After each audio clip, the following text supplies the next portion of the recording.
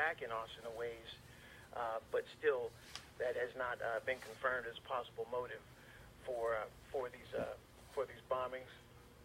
Well, you just had two Caucasian young men who went through a tripwire and an explosion went off, and then of course now the FedEx package on the conveyor belt. So it gives the NAACP the impression that there's something different. Well, the first two victims, they're both members of a singular church in Austin, both members of prominent families, African-American families there in Austin. That's really, up to this point, they're only thinking that these were connected directly, and these folks were targeted. But again, as you said, the second, actually third bombing, and now this San Antonio bombing has now thrown some doubt on that, but the investigation continues. All right, folks, a lot going on, short period of time. So where does it all start or end? One never knows, does one. There's a 60% of the nation says that there is a deep state, that policy being driven by a deep state. And this survey was done by whom? Mammoth University poll? What's that, bro? Monmouth University, they did this poll. The university itself did the poll based on the most recent accounts that a lot of folks in this country are now leaning toward the conspiracy theory that U.S. policy is not being orchestrated by the elected officials, but by a so-called, quote, deep state, end quote. You see, what I'm looking at here, and I don't know, maybe you guys have received something different. When I look at a poll like this, I got to look at the variables of it. How many people were interviewed over what period of time? Monmouth University does this all the time. In other words, if the last election, national election, presidential election taught us anything, it taught us very squarely that you can't really depend on polls, to say the least. But I'm just curious about this poll, where it came from. 60% overall say appointed officials have too much sway in U.S. policy. 59% of Republicans say those unelected officials have too much sway. Unelected officials. Kingmakers. 59% of Democrats believe the same. 62% of independents say the same. 26% of overall, I guess they're talking about corporate, have too much sway, maybe lobbyists. 26% of overall believe that there is a right balance of power between elected and unelected officials. And then, of course, Democrats and Republicans alike say that the so-called deep state is more of the unelected individuals. There is an ominous feeling by Democrats and Republicans that a deep state of unelected operatives are pulling the levers of power. The survey found that just 37% of people are at least somewhat familiar with the term deep state. I'm not going to... folks, I just think that we have reached a point whereby we as a society are being manipulated by a certain brand of aristocracy, plutocracy, or even in some cases just simply plain old oxyconservatism. The words that you're hearing now, deep state, fake news, all of that to me, ladies and gentlemen, was something that was put on a blackboard somewhere. It was figured with the help of one Edward Snowden that we have not heard from in quite some time. And you got to keep in mind, folks, I keep up. Edward Snowden, the should I say, the traitor who absconded from this country, went to China, and then ended up in Russia, and to my knowledge now, he's still in Russia. That's Mr. Tell-all, but for the NSA, for the sake of humanity. Now taking aim at Facebook over this Cambridge Analytica thing. And so, I'm going to tell you something, folks. I think that we've reached a point whereby you, good God-fearing Americans, are manipulated and can be, and you're willing participants. You know why? Because you think that your notebook or should I say your phone is a toy, when really and truthfully it is a means whereby any government or anyone who owns it, i.e. Facebook or Gates or whoever has the should I say the lines or the tentacles to your phone, in this case the frequency, has control over you, or at the very least has the ability to evaluate you without notice. All the information you put on it is theirs to have and glean and do whatever they want. But we've reached a point, bro, when you start hearing about the words you're hearing now, contrary to, let's say, a year and a half ago. You know, they're being invented by an individual that probably was no more than a C student in school. Not that that's bad.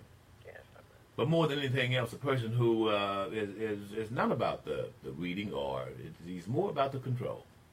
And I think it all lands right on the desk of one Vladimir Putin, who won election yesterday. I think that a lot of this was on the blackboard. I think it was actually started with Ronald Reagan and Ronald Reagan's instructions as to how to dismantle the Soviet Union, which was very effective. Started there. Getting a people to somehow or another distrust whatever government you have, and that includes law enforcement. And then building upon that. Can someone actually get you to distrust your mama? It's a simple question. I can tell you yes. It depends on what information, what you're privy to in the information.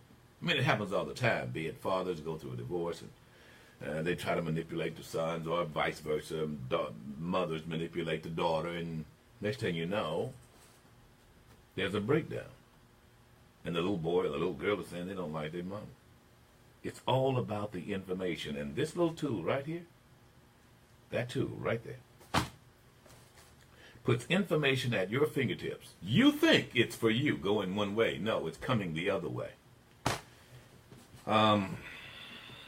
Which is why, ladies and gentlemen, for the most part, yours truly is unplugged. Outside of this show, I just, for those who've been asking me about LinkedIn and Facebook and all, I just don't do much of that at all.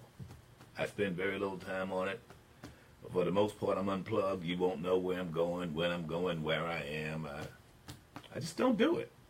Some of you are preoccupied with it because it's such a toy. It keeps you in touch, and you become famous in your own little world of 3,000, 4,000, 5,000 friends. And you become possessed by it all the time, while the owners of that very phone or that very information that you're giving is manipulating you, dropping in a few things. You know, I noticed I was on Facebook recently, and of course I'm forced to. I have to, in some cases, just at least to see what is on my news feed, which is a misnomer. It's not a news feed; it's a gossip feed. And they kept sending these little animal things, the animal versus the hippos versus the crocodiles and all of that. And I like those things. I really do like the National Geographic kind of stuff. That's why they kept showing up. That's why they kept showing up. Well, once I got the first one, you know, what really got me out into it was this one that came out about, let's see, it was water buffalo versus lion versus crocodile. You know, someone filmed this thing, and you had the little water buffalo that was being attacked by the lion, and then the crocodile grabbed the water buffalo, and then the herd of water buffalo came. It was a good story because the water buffalo, the little calf, got away. Only because the other herd of water buffalo came in, saved the little water buffalo from the lion. The lion took it from the crocodile, and it was a tug of war. Horrible thing when you first look.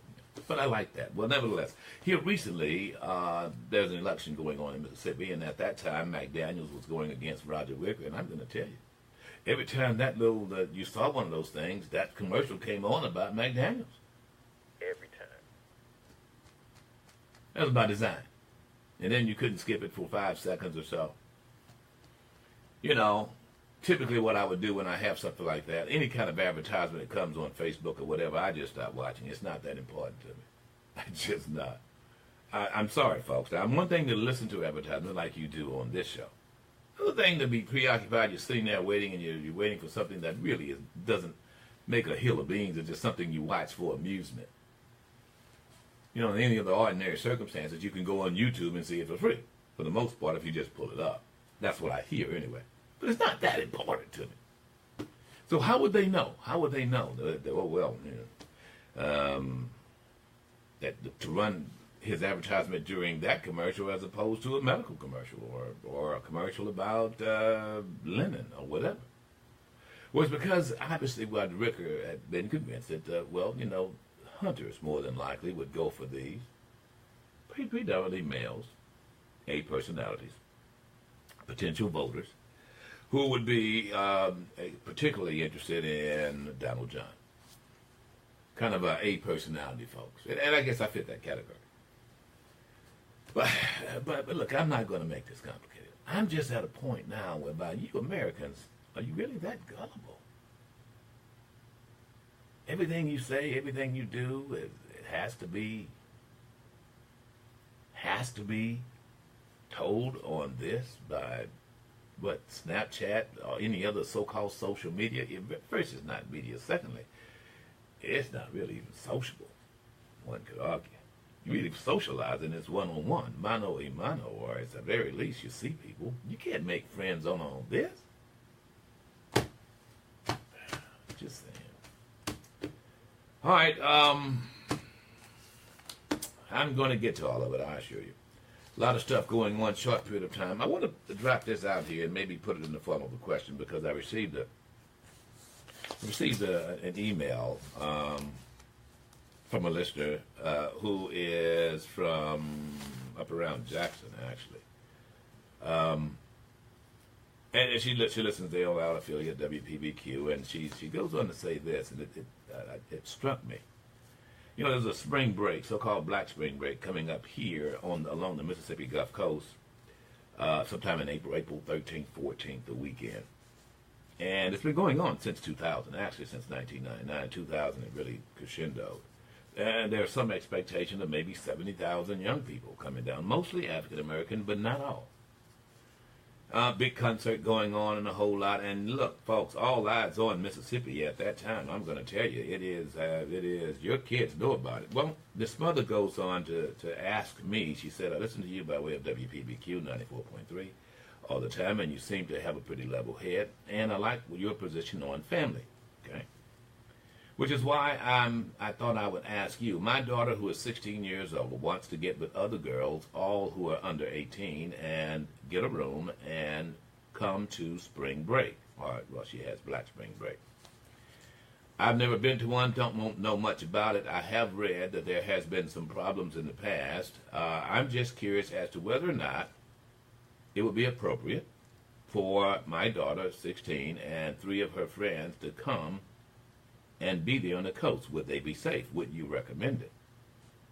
Then she goes on to say, to describe her daughter as being a pretty mature person and smart and attractive. Her father is not in the picture, and she's just explaining what took place there. There was a situation some years ago. And so she ends it with, please let me know. And actually, she says, please let me know whether or not it is age appropriate for a 16-year-old to be on the beach. Well, I can tell you right now it is. I mean, any 16-year-old can go on the beach. I don't think we have any kind of restrictions. No. She says this. I want to skip down here because she's explaining a lot of things about her personal life, and I don't want that out. Do you find that young girls her age are out on the beach in swimsuits?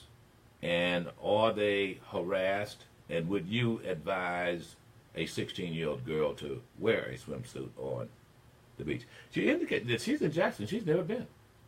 We got 26 miles of beach in Mississippi, and you've never been. No, you got to rectify that. Come with your daughter. Bring your child. Would you do that? You think her daughter would want to come with her mom? Well, I wasn't necessarily talking about for spring break. I was just talking about in general to the coast. Really? I don't know about you and your daughter at spring break. Maybe, but... Well, I don't doubt that. I think it's a good idea if she wants to come with her daughter, but I don't know many daughters who would come with her mom. Yeah, that was my thought. I'm not sure if 16 years old. All right, let's just throw it out here, folks. I know we've got national stuff. Sometimes I get a little bored with all the crap that goes on, particularly starting in Washington D.C.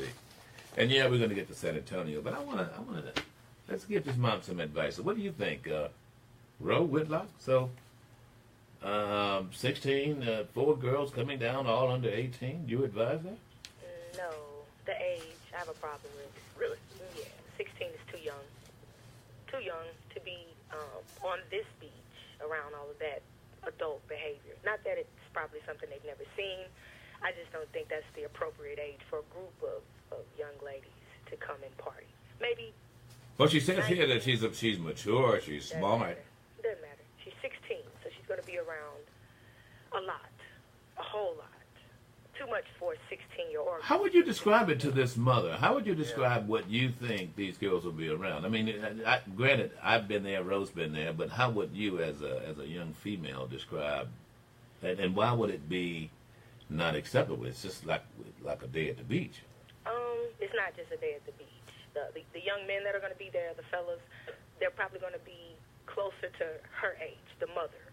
So if she wants an accurate way of looking at Really? the male majority that'll be here, I mean, of course it will be young people in their 20s and 30s, but it's going to be, a mixture of, you're not going to be able to pinpoint anything. So I just feel like if she can put that image in her head that the men or the guys will be more closer to her age. So what should they be afraid of? Well, all she would have to do is imagine a man her age and how a man might approach her. Well, you do realize that, I mean, there's been, over the last several spring breaks, you've not had, I don't know, many molestations and or rapes reported. There's been some gunfire. Yeah, I'm not talking about crime. I'm just talking about the experience. That's not what 4 16-year-olds should probably be subjugated to. That's all. It's not. I'm not talking about molestation, and rape, and crime. So what are you talking about? I mean, the mother's listening. So what does she need to? I'm talking about the different things that will be out there. It's going to be adult behavior. So unless you want to make her grow up faster. Well, what is the adult behavior, Missy? What is? I mean, you keep going on and on. I mean, but adults do. Well, adults do a lot of things. Why are there age limits or age minimums? Excuse me, for bars and casinos. Well, they're not going to be having sex on the beach. You think they're going to be having sex on the beach? For the same reason that you want to. They might be. Well, whatever. For the same reason you wouldn't want your 16-year-old at a casino or at a strip club or whatever for that matter. It's the same reason why you wouldn't want them at Black Beach. Is all I'm saying. 16 is not the age. 16 is not the age. What is the age? That's just my opinion. What should be the age? 18. 18 years old. 18. You're an adult. You got 4 girls. It doesn't matter. Should an 18-year-old go on the beach by herself? She's 18, so she can do what she wants. Well, there's no doubt about that. Okay, so my age. So would you feel comfortable going on the beach by yourself at your age? At my age? Yeah. Yeah. Okay. So at what age? At 18, I would. But what I'm saying is, even if I did at 16, I don't think that would be the appropriate thing for my daughter if I had one. Well, I'm hearing that. But what I'm also hearing is, so this is about age, not about, so it's about age, not about being a single female. In other words, see, on the one hand, what you're not saying is what could possibly happen to her.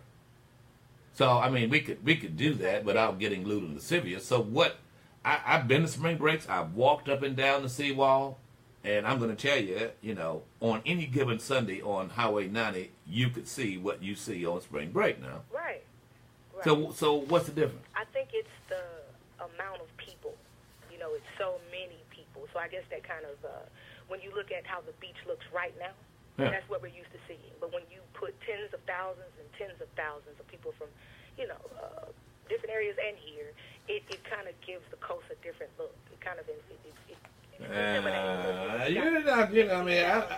well, so you got 50,000 people. Is it any less people at a Mardi Gras parade? No, they can be dangerous too. They can be So dangerous that wouldn't be a place where I would want 4 16-year-olds just roaming around. No, it would go for that too. Yeah.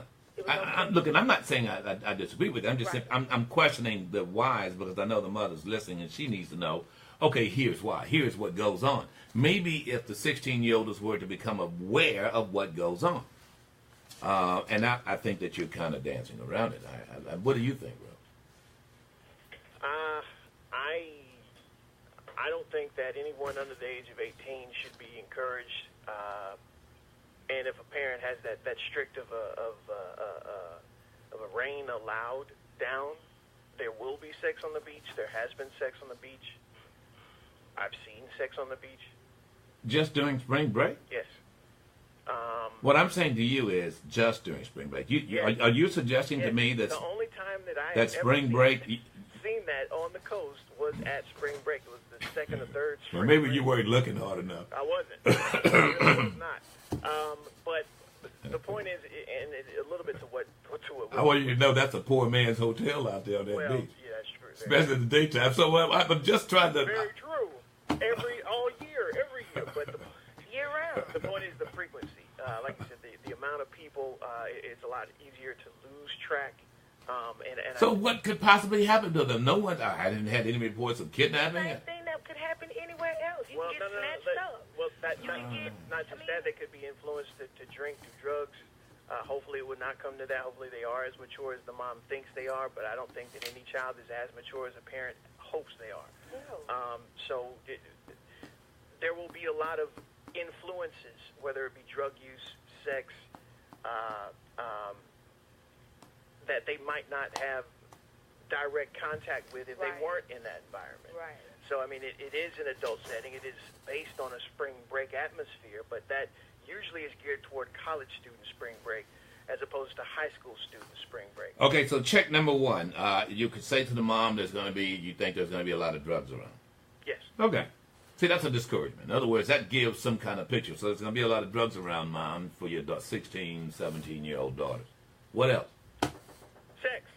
You realize the comeback for the 16-year-old. Well, Mom, there's people doing drugs at school in the bathroom. Well, yeah, okay, but are there people trying to give you drugs at school? Are there people handing you a drink that might have drugs in it at school? Well, I don't know. I wouldn't doubt that does happen. Well, okay, but you wouldn't doubt it happens, but it hadn't happened. What I'm saying with you is that I'm playing 16-year-old with a comeback. Yeah. You think, Mom, you think I hadn't seen marijuana? Well, yeah. You think I hadn't seen pills? You might have seen. They got folks who come to school every day, Mom, trying to give her something. That's All right. Well, baby, wait 2 more years and you can go.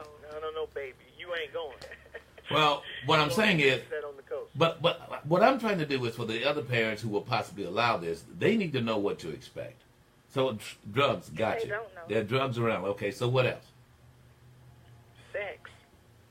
Yeah. These girls could be snatched up, sold off. God forbid. Well, you keep saying that, but we've not had any reports of that. Well, we not had any reports of that, but that's not to say that a 16-year-old girl wouldn't be more impressionable than a 21, 22, Correct. 23-year-old girl. Well, so that was the first time it happens, and so therefore it's enough. But I mean, come on, guys. I mean, you got some prostitution out there, right?